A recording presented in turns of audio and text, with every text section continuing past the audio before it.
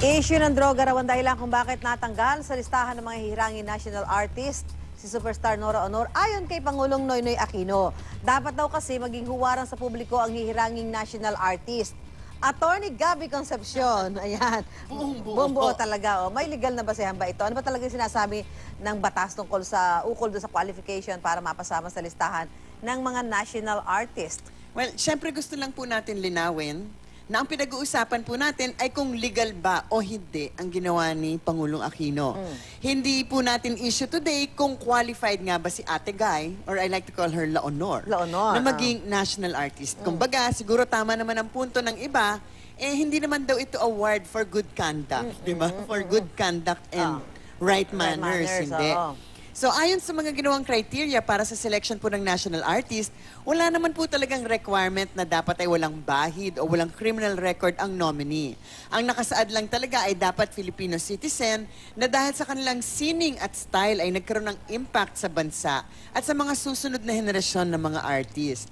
As for whether or not tama naman ang kanyang balita na convicted nga si Nora Honor in relation to drugs sa Amerika, well, mukhang ibang usapan din yan, di ba? Kasi the scuttlebutt is, hindi naman, di ba? Because the charges were dropped. Hindi naman na-convict at na-dismiss pa nga sa katunayan, di ba? Exactly. Ano ba yung basehan ng pag-award ng national artist? Well, yung National Artist Award, unang-una, established yan way back in 1972, nung panahon pa ni dating Pangulong Marcos. Nung una, yung CCP ang binigyan ng mandato na i-administer ang National Artist Awards. Later, nung 1992, nasama na sa mandato ang NCCA, ang National Committee on Culture and the Arts.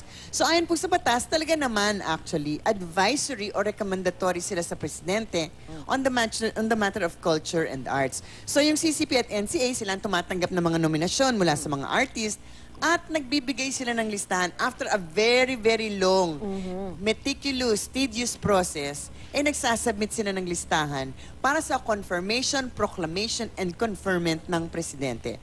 Of course, matatandaan po natin ang napakalaking gulo ukol sa national artist ng panahon ni Pangulong Arroyo. Baliktad naman generally ang nangyari nito after nagsumite ng listahan ng CCP at ang NCCA. Ang ginawa naman ni Pangulong Arroyo, dinagdagan ang mga national artist. Ang mga naging national artist, wala dun sa listahan, kabilang na dito, sina Cecil Guidote Alvarez, si Pitoy Moreno, Carlo J. Caparas, and Architect Manyosa.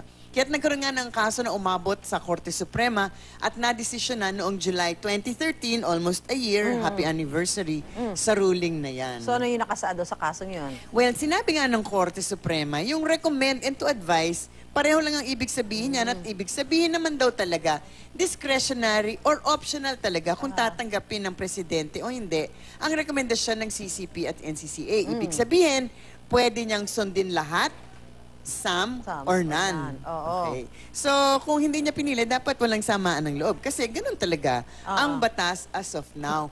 Pero ang hindi niya pwedeng gawin ay gumawa ng sarili niyang listahan. Okay. Which nga nung panahon ni GMA. So, sa tanong, na pwede ba niyang ilaglag ang isang nominee base po sa kaso na sinabi natin, ang Almaria versus Executive Secretary, pwede. Di ba?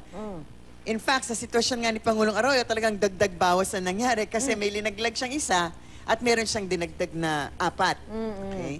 So, pwede niya talagang gawin ito, pero tulad nga ng sinasabi natin, pwede niyang gawin, di ba? Legal ba o hindi? Eh, isang issue yan. Okay, pero kung una, tama ba ang basehan para sa kanyang ginawa? Na hindi isinama. Or na hindi sinama? Or talaga bang hindi siya karapat-dapat na national artist? Ibang usapan yun. Mali ang nakarating. Ano yan? Parang kuryente ba yan? Sort of a different kind of kuryente. Ano, high voltage. Okay, maraming salamat. Maraming salamat din. Concepcion.